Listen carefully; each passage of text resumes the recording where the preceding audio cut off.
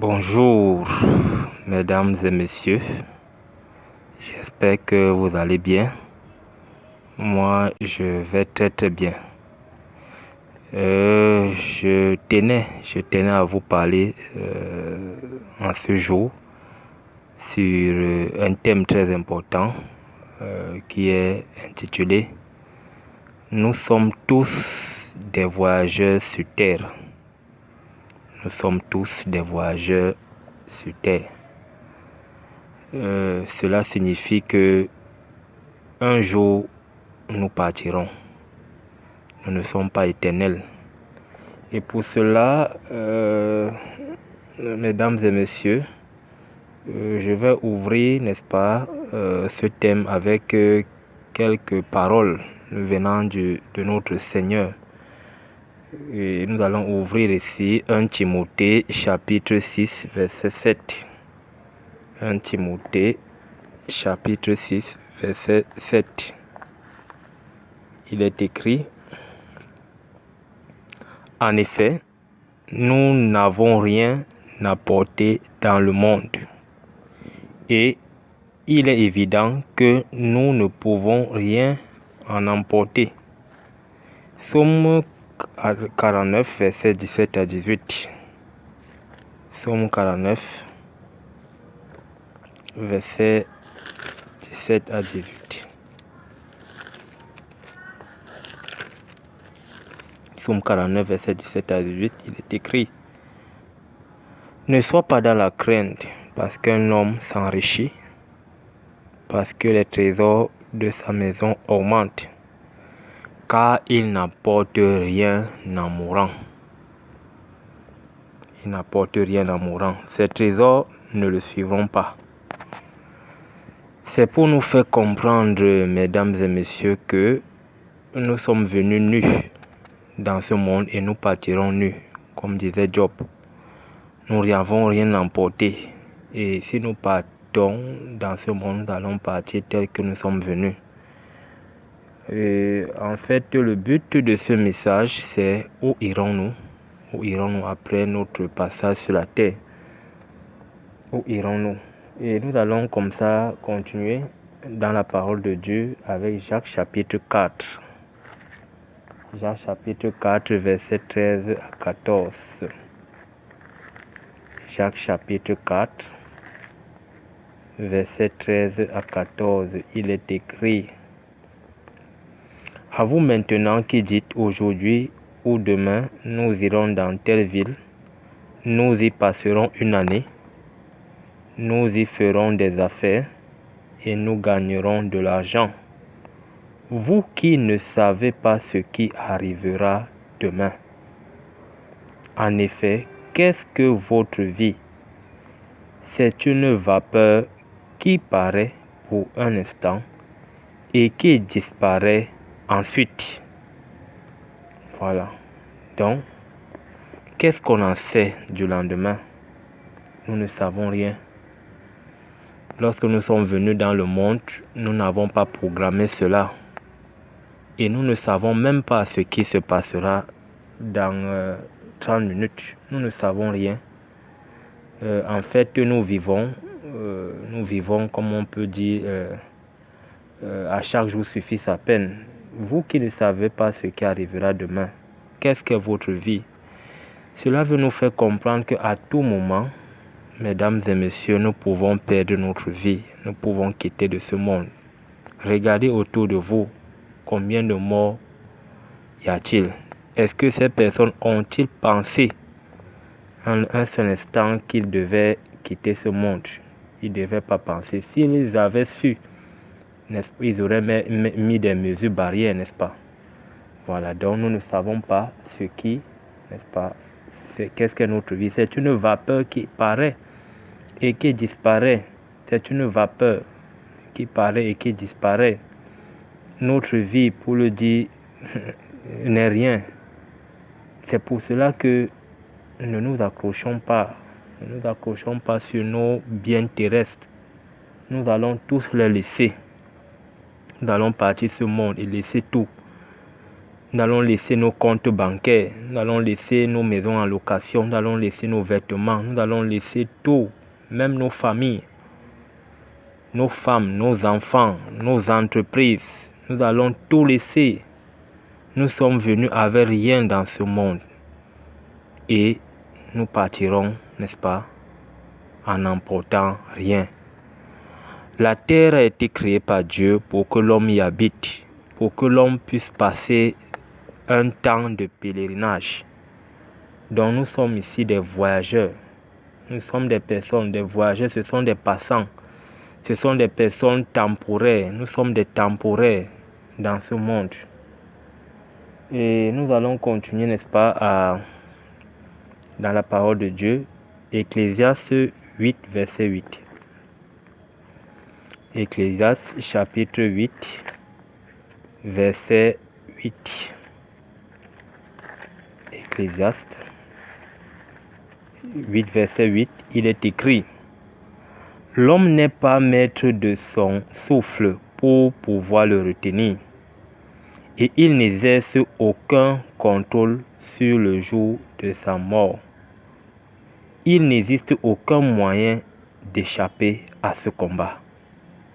Même la méchanceté est incapable d'en délivrer son maître. Vous comprenez, mesdames et messieurs, que l'homme n'est pas maître de son souffle. Ce n'est pas l'homme qui a créé son souffle lui-même. Notre souffle a été, n'est-ce pas, créé par Dieu. Et Dieu peut l'enlever en n'importe quel moment, comme il le veut. L'homme n'est pas maître de son souffle. Si nous vivons aujourd'hui, ce n'est pas un mérite. Ce n'est pas parce que nous respectons les règles d'hygiène. Ce n'est pas parce que nous sommes prudents. Ce n'est pas parce que nous mangeons bien. Ce n'est pas parce que nous respectons le code de la route. L'homme n'est pas maître de son souffle. Il suffit que votre souffle s'arrête. Et voici, n'est-ce pas, votre vie sur terre s'arrête également là. Seul Dieu connaît le jour et l'heure de notre mort. Bien-aimés dans le Seigneur, bien-aimés, bien-aimés et mesdames et messieurs, l'homme n'est pas maître de son souffle. Ce souffle peut nous être arraché à tout moment. Préparons-nous. Il faudrait que nous soyons conscients de ces choses. Nous ne sommes pas maîtres de notre souffle. Nous ne sommes pas maîtres. Nous pouvons être maîtres de plusieurs choses. Mais notre souffle, nous ne sommes pas maîtres. Maîtres de notre souffle pour le retenir.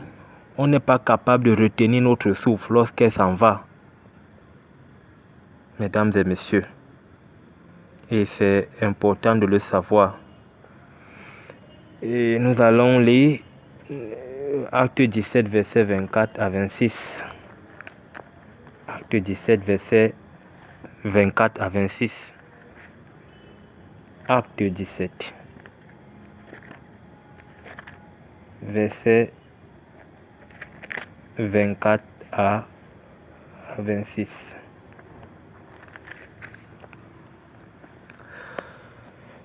Le Dieu qui a fait le monde et tout ce qui s'y trouve est le Seigneur du ciel et de la terre. Et il n'habite pas dans des temples faits par la main de l'homme. Il n'est pas servi par des mains humaines, comme s'il avait besoin de quoi que ce soit. Lui qui donne à tous la vie, le souffle et toutes choses. Verset 26, il a fait en sorte que tous les peuples, issus d'un seul homme, habitent sur toute la surface de la terre. Et il a déterminé la durée des temps et les limites dans leur lieu d'habitation. Dans le verset 24, on nous fait comprendre que Dieu qui a fait le monde et tout ce qui s'y trouve, Dieu qui a fait le monde et tout ce qui s'y trouve, c'est Dieu qui a créé les mers, la mer, c'est Dieu qui a créé les arbres, les montagnes, tout ce qui s'y trouve, même des hommes. Il est le Seigneur, n'est-ce pas, de tout cela, du ciel et de la terre, et il n'habite pas dans des temples faits des mains d'hommes. Ça, c'est une révélation que nous devons connaître. Dieu n'habite pas dans des temples faits des mains d'hommes. Il n'habite pas. Dieu habite en chacun, en chaque être humain qui le reçoit.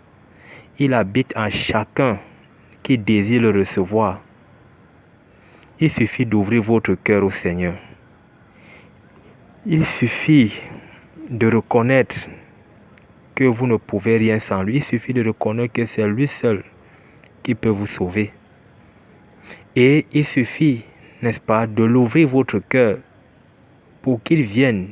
Il habite dans votre être. Et là, en ce moment-là, votre corps sera considéré comme son temple. Et c'est ça le vrai temple. Le corps de tous les croyants, de tous les vrais croyants sont le temple du Seigneur. Sont des temples où Dieu habite, où Dieu vit. Il n'habite pas dans des temples, il n'habite pas dans les bâtiments. Non, ce n'est pas là qu'il habite. Il n'habite pas dans des bâtiments. Donc, cessez d'appeler vos bâtiments églises. L'église, c'est l'ensemble des croyants. L'ensemble des croyants réunis en un lieu, ayant le même esprit, qui adore le même Seigneur et qui loue le même Seigneur. C'est l'ensemble de tous ceux-là qui ont, n'est-ce pas, reçu Jésus-Christ comme Seigneur et Sauveur. Et chacun individuellement est le temple du Seigneur. Dans chaque enfant de Dieu, le Seigneur y habite. C'est ce qu'il fallait comprendre ici. Il n'est pas servi par des mains humaines, comme s'il avait besoin de quoi que ce soit. Tout ce que nous avons, c'est Dieu qui nous donne. Qu'est-ce que Dieu a réellement besoin de nous? Qu'est-ce qu'il a besoin? Qu'est-ce que nous pouvons lui donner réellement? Il nous a tout donné. Il nous a donné le souffle. Il nous a donné la vie. C'est lui qui nous maintient en santé. C'est lui qui nous garde. Qu'est-ce que nous pouvons lui donner? Verset 26, on nous fait comprendre que il a fait la terre pour que nous y habitions. D'un seul homme, c'est-à-dire d'Adam, le premier homme. Et il a déterminé la durée des temps et les limites dans leur lieu d'habitation. Ça veut dire que, avant même que nous ne venions au monde, Dieu avait déjà déterminé la durée, notre durée sur la terre, chacun de nous. C'est lui seul qui connaît, comme je venais de le dire, le jour où nous allons naître et le jour où nous allons mourir. Lui seul connaît ce jour-là. C'est lui seul qui détient ce secret. Nous ne connaissons pas. Nous ne connaissons pas. En d'autres termes, c'est comme si nous sommes simplement en train d'exécuter le programme de Dieu. Avant que tu ne viennes au monde, toi qui écoutes ce message, Dieu a déjà déterminé quand tu devras vivre, dans quel pays, dans quelle famille, et l'année, le jour et l'heure où tu mourras. C'est pour ces raisons que nous pouvons affirmer que l'être humain n'a pas le pouvoir sur l'homme, tant que Dieu n'a pas décidé. Donc, c'est Dieu qui a déterminé la durée, n'est-ce pas, notre durée sur terre. C'est pour dire que les durées de temps et les limites, vous voyez, les limites, ça veut dire que l'être humain a une limite, il sera limité. C'est pour nous dire que, mes amis, que notre vie, notre séjour sur terre s'arrêtera quelque part. Que nous le voulions ou non. Et nous venons de voir tout à l'heure que nous ne sommes pas maîtres de notre souffle. Nous ne sommes pas maîtres de notre souffle. Les amis, nous ne sommes pas maîtres de notre souffle. Nous allons comme ça parler de... puisque nous avons vu, nous sommes les voyageurs sur terre. Ça veut dire qu'il y aura la fin du monde. Il y aura la fin du monde. Il y aura la fin du monde. Et s'il y a la fin du monde, est-ce que c'est nous, êtres humains, qui n'auront pas de fin? Êtres humains. Et nous savons que la terre a été créée pour que l'homme y habite. Et s'il y a la fin du monde, est-ce que c'est nous qui allons être éternels? Vous-même pouvez répondre à cette question. Et pour cela, nous allons ouvrir, n'est-ce pas, 1 Jean chapitre 2, verset 17. 1 Jean chapitre 2, verset 17.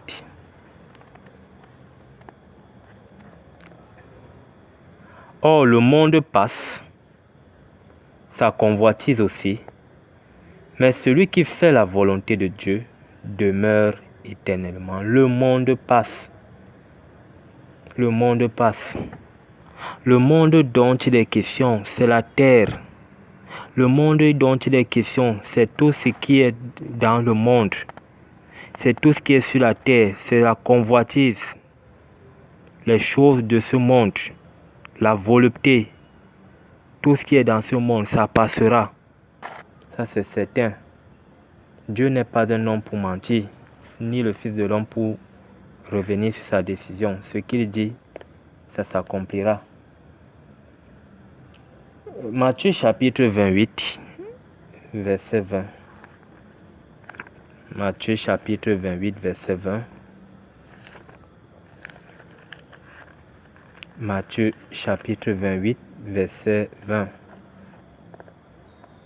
Et enseignez-leur à mettre en pratique tout ce que je vous ai prescrit.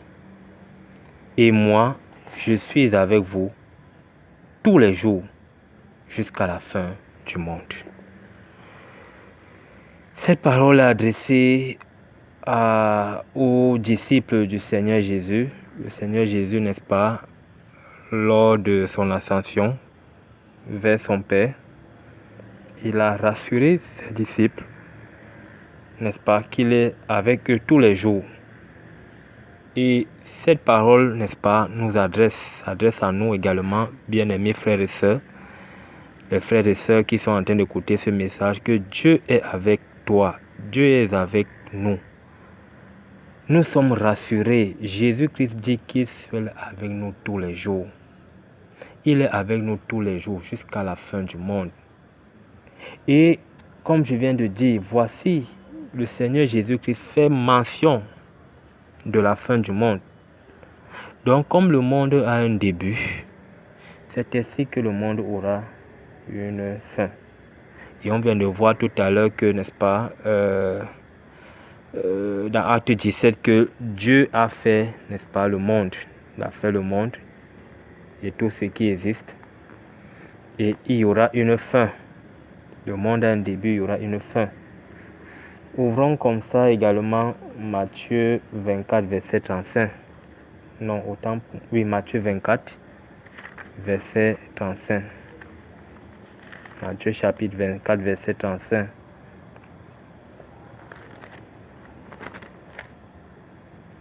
Le ciel et la terre disparaîtront, mais mes paroles ne disparaîtront pas. Voilà. Le ciel et la terre disparaîtront, mais mes paroles ne disparaîtront pas. Ah oui. La parole de Dieu est éternelle. La parole de Dieu est éternelle. La parole de Dieu, elle ne disparaîtra pas. Elle est éternelle. Mais nous sommes de passage. Le monde est passager. Les hommes, nous sommes des voyageurs sur terre. Le ciel et la terre disparaîtront, mais mes paroles ne disparaîtront pas. Nous allons également, n'est-ce pas, parler des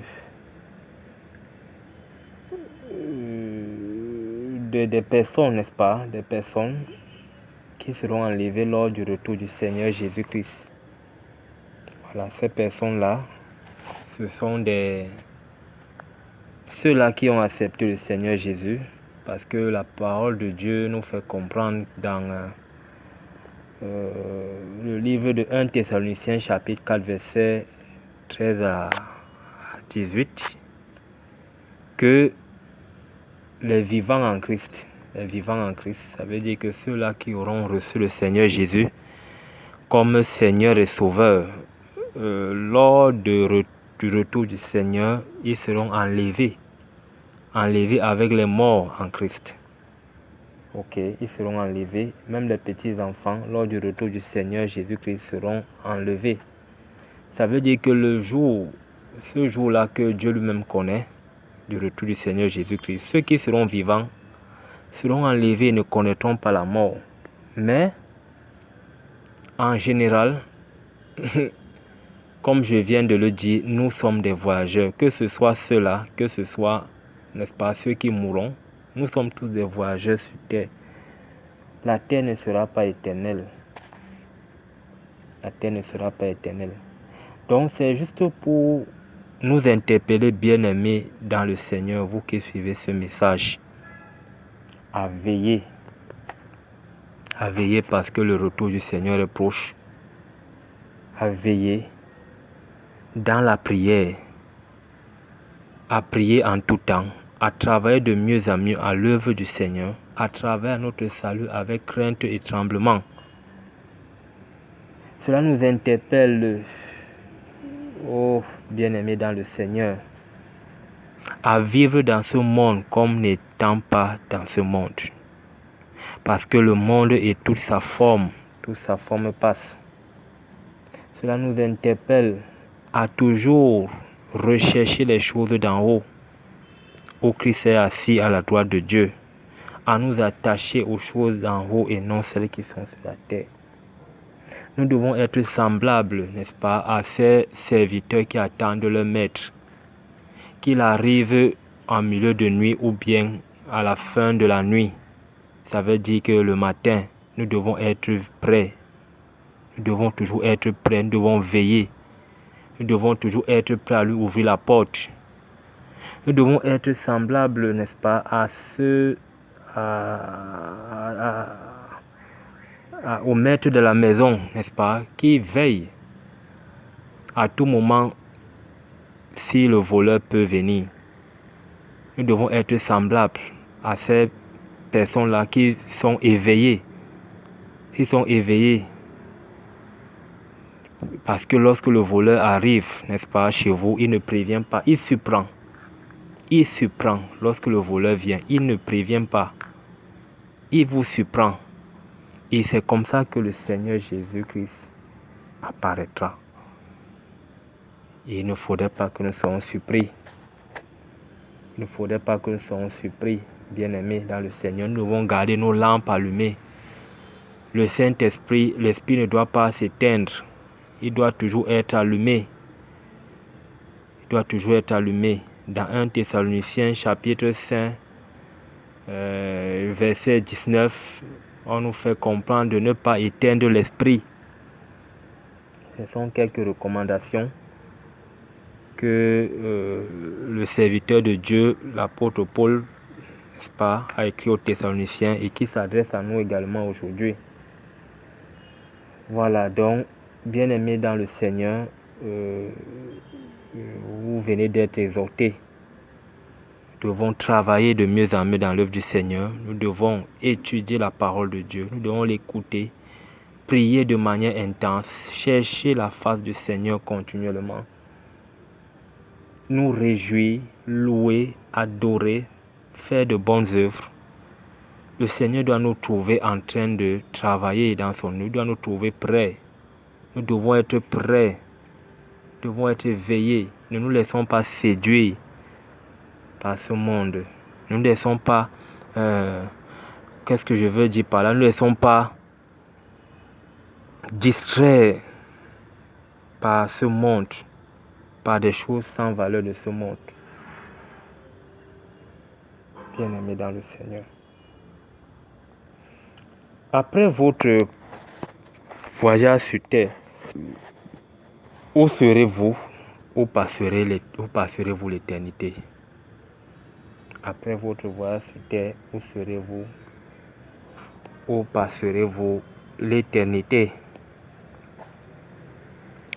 Il est important de savoir, selon les Saintes Écritures, que tous ceux qui n'auront pas accepté le salut offert par Jésus-Christ seront perdus pour toujours dans les temps ardents de feu et de soufre, avec Satan et ses anges. Et pour cela, nous allons ouvrir le livre de Apocalypse chapitre 20. Apocalypse chapitre 20, à partir du verset 10. N'est-ce pas, pour que nous soyons clairs dans cette vérité. Apocalypse chapitre 20, à partir du verset 10. Le diable qui les avait égarés fut précipité dans les temps de feu et de soufre, où sont la bête et le faux prophète, et ils seront tourmentés jour et nuit au siècle des siècles. Mesdames et messieurs, vous comprenez, au siècle des siècles, ils seront tourmentés. Le diable et le faux prophète et la bête, ils seront tourmentés dans les temps ardents de feu et de soufre. Au siècle des siècles, ils n'auront ni repos. Ça sera éternel, ce tourment, cette souffrance, dans un feu qui ne s'éteint pas, dans un feu éternel. Verset 11. Et je vis un grand trône blanc et celui qui s'y siégeait. La terre et le ciel s'enfuirent loin de sa face, et il ne se trouva pas de place pour eux. Et je vis les morts, les grands et les petits, qui se tenaient devant le trône. Et des livres furent ouverts, et un autre livre fut ouvert, qui est celui de la vie. Et les morts furent jugés d'après ce qui est écrit dans ces livres, selon leurs œuvres. Je vais un peu m'arrêter là, selon leurs œuvres. Mesdames et messieurs, Dieu est au courant de tout ce que nous vivons sur la terre. Dieu est au courant de notre vie de vanité sur la terre. Nos paroles, Dieu les entend toutes. Nos pensées, Dieu les connaît. Notre haine, Dieu les connaît. Notre façon de vivre, Dieu les connaît. Notre façon, n'est-ce pas, de vivre dans la gloire de ce monde, Dieu les connaît. Rien ne lui échappe. Dans Hébreux chapitre 4, verset 13, il est écrit qu'aucune créature n'est cachée devant lui. Tout est nu et découvert à celui à qui nous devons rendre compte. Nous allons rendre compte à Dieu et selon nos œuvres. C'est pour cela, à travers ce message que je vous adresse, faisons attention. Arrêtons-nous un seul instant et réalisons que Dieu est au courant de notre marche. Lorsque nous volons, Dieu est au courant. Lorsque nous trompons, n'est-ce pas, notre femme, lorsque nous trompons notre mari, Dieu voit. Lorsque nous escroquons, Dieu voit. Lorsque nous exploitons, Dieu voit. Lorsque nous créons des divisions dans le couple, Dieu voit. Nos blasphèmes, Dieu entend. La haine dans nos cœurs, Dieu voit. Rien ne lui est caché. C'est selon nos œuvres, selon leurs œuvres. Selon leurs œuvres. Chacun sera jugé selon ses œuvres.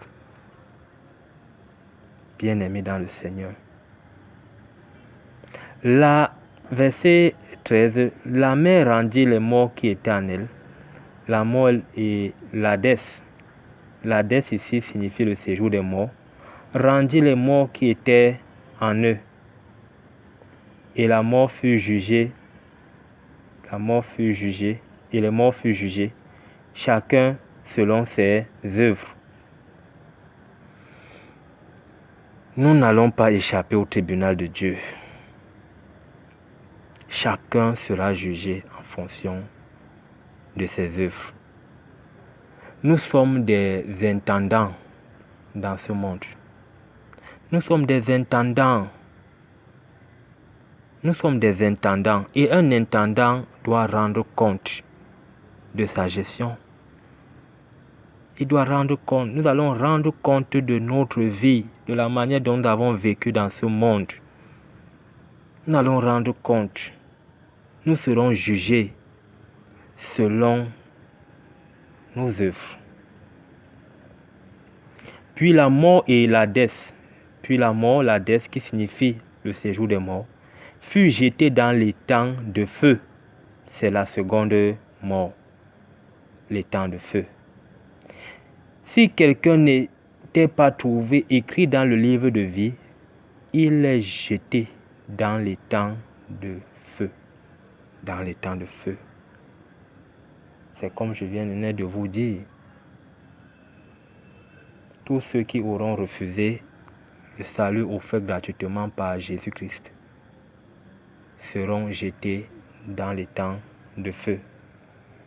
Le salaire du péché, c'est la mort. Mais le don gratuit de Dieu, c'est la vie éternelle en Jésus-Christ, notre Seigneur, selon Romains chapitre 6, verset 23. Cela veut dire que tous ceux-là qui n'auront pas accepté, tous ceux-là qui auront vécu une vie dans le péché sans faire la paix avec Dieu, sans être réconciliés avec Dieu par Jésus-Christ, ils seront tourmentés avec Satan, jour et nuit au siècle des siècles. Voici la destination éternelle de ceux-là. Voici la destination éternelle de ceux-là. Dans Marc chapitre 16, verset 16, il est écrit que celui qui ne croira pas sera condamné. Il sera condamné. Condamné à périr.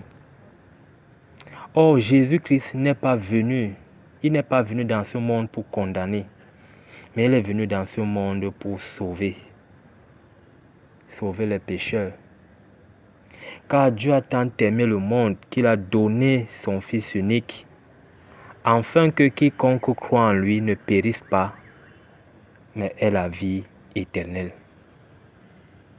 Jésus-Christ est venu dans ce monde, lui Dieu, prenant la forme humaine. Il a accepté toute souffrance. Il a accepté les injures, les crachats, les moqueries, le fouet, à cause du salut des pécheurs. Il est allé à la croix et il est mort à la croix. Il a porté, n'est-ce pas, les péchés de beaucoup d'hommes à la croix. Et si vous croyez que Jésus-Christ a porté vos péchés, il est important de le confesser. Il est important de le reconnaître. Car à quoi servirait-il à un homme de gagner le monde et de perdre son âme? Dit le Seigneur. À quoi servirait votre vie sur terre? Que vous viviez 1000, 2000 ans, à quoi servira-t-il d'être célèbre, d'être le plus riche et plus tard passer son éternité dans les temps de feu et de soufre? Vaut mieux même pour cet homme de ne même pas naître. Vaut mieux fallu même de ne pas naître. Mais si je vous adresse ce message en cette soirée, c'est pour vous interpeller à la repentance. C'est pour vous interpeller à faire la paix avec Dieu par son Fils Jésus-Christ. Parce qu'aujourd'hui, il n'est plus question des sacrifices qu'on doit offrir sur l'autel, comme c'était le cas de l'ancienne alliance. Mais Jésus-Christ nous interpelle à croire qu'il est le Sauveur. À croire, et si vous croyez qu'il est votre Sauveur. Car Romains chapitre 10, versets 9 à 10, il est écrit: si tu confesses de ta bouche le Seigneur Jésus-Christ, et si tu crois dans ton cœur que Dieu l'a ressuscité des morts, tu seras sauvé. Si tu confesses de ta bouche le Seigneur Jésus-Christ, et si tu crois dans ton cœur que Dieu l'a ressuscité des morts, tu seras sauvé. Verset 10. En effet, c'est avec le cœur que l'on croit et parvient à la justice, et c'est de la bouche que l'on affirme une conviction et parvient au salut, comme le dit l'Écriture.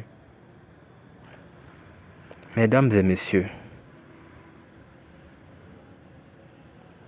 vous qui écoutez ce message, est-ce que vous croyez que Jésus-Christ est votre sauveur? Est-ce que vous croyez qu'il est venu dans ce monde mourir pour vous? Pendant que vous vivez sur la terre, la parole de Dieu nous fait comprendre que le Seigneur use de patience envers tous, ne voulant que personne ne périsse, mais voulant que tous parviennent à la repentance. Dieu ne désire pas la mort du pécheur, mais Dieu désire que vous parveniez à la repentance. Que vous parveniez à la repentance.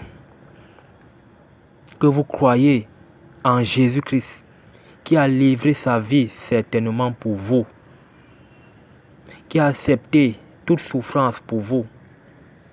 Car il n'y a aucun salut, il n'y a pas de salut ailleurs, si ce n'est qu'en Jésus-Christ. Vous ne pouvez pas vous sauver vous-même. La religion ne peut pas vous sauver. Vos bonnes œuvres ne peuvent pas vous sauver. Votre moralité ne peut pas vous sauver. La seule et unique personne qui peut vous sauver, c'est le Seigneur Jésus-Christ. Le Seigneur Jésus-Christ. Ce n'est que lui seul qui peut vous sauver. Ce n'est qu'en lui que nous pouvons obtenir le salut éternel. Celui qui est en Christ est une nouvelle créature. Les choses anciennes sont passées, voici toutes choses sont devenues nouvelles. Et Jésus-Christ nous rassure que celui qui croit en lui, il ne passe plus en jugement. Il ne passe plus en jugement. Mais il passe de la mort à la vie. De la mort à la vie. Il passe de la mort à la vie. À la vie éternelle. De la mort éternelle à la vie éternelle. Mesdames et messieurs, Dieu a tant aimé le monde qu'il a donné son Fils unique, afin que quiconque croit en lui ne périsse pas, mais qu'il ait la vie éternelle. C'est ainsi que l'éternité auprès de Dieu vous sera ouverte. L'éternité auprès de Dieu vous sera ouverte. Et je vais comme ça là lire un à deux passages. Apocalypse chapitre, je crois, 21. Apocalypse chapitre 21. Apocalypse chapitre 21. À partir du verset 1. Alors je vis un nouveau ciel et une nouvelle terre. Car le premier ciel et la première terre s'en est allé, et la mer n'est plus.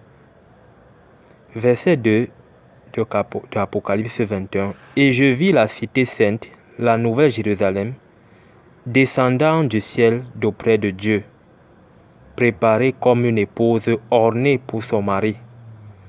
Et j'entendis une voix forte qui venait du ciel. Voici le tabernacle de Dieu avec les hommes. Et il habitera avec eux. Ils seront son peuple et Dieu lui-même sera avec eux, leur Dieu. Il essuiera toutes larmes de leurs yeux. Et la mort ne sera plus. Et la mort ne sera plus. Vous voyez, dans la nouvelle Jérusalem, La nouvelle Jérusalem, c'est quoi? C'est la cité de Dieu vivant. C'est la demeure de Dieu, c'est la maison de Dieu. Jésus-Christ a déclaré dans Jean chapitre 14, verset 1 à 2, que vos cœurs, il s'adresse à ses enfants, que vos cœurs ne se troublent pas. Croyez en Dieu et croyez en moi. Car il y a plusieurs demeures dans la maison de mon Père. Plusieurs demeures dans la maison de mon Père. La maison de Dieu, c'est ce qu'on appelle la Jérusalem céleste, dont parle, n'est-ce pas, ce passage. On nous fait comprendre que la mort ne sera plus. Ah oui.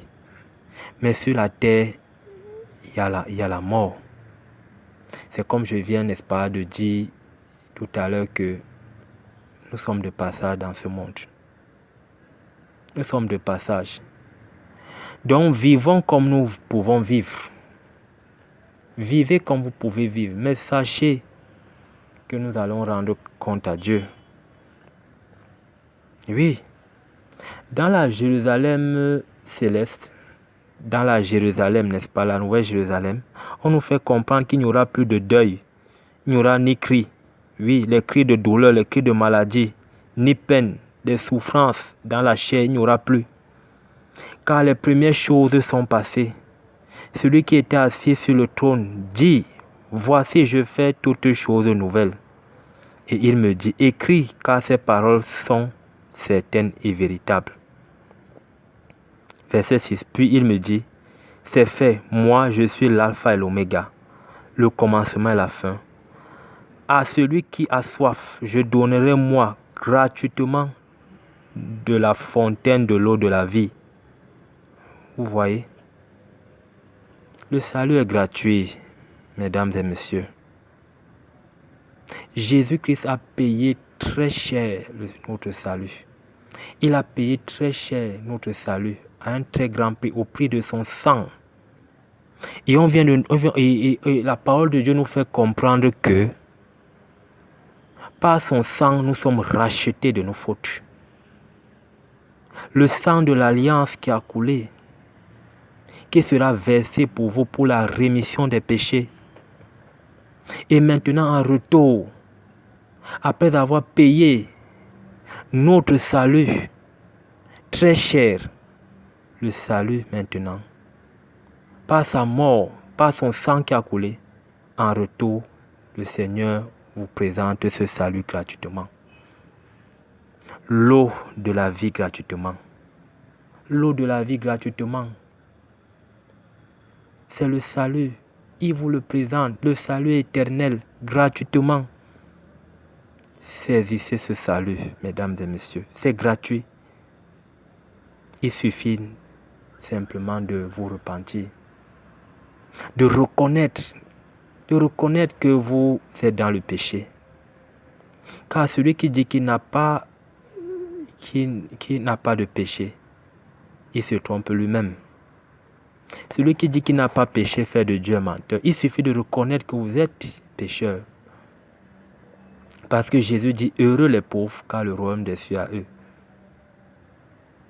Que si vous ne devenez pas comme des petits enfants, le déclare le Seigneur lui-même, vous n'entrerez pas.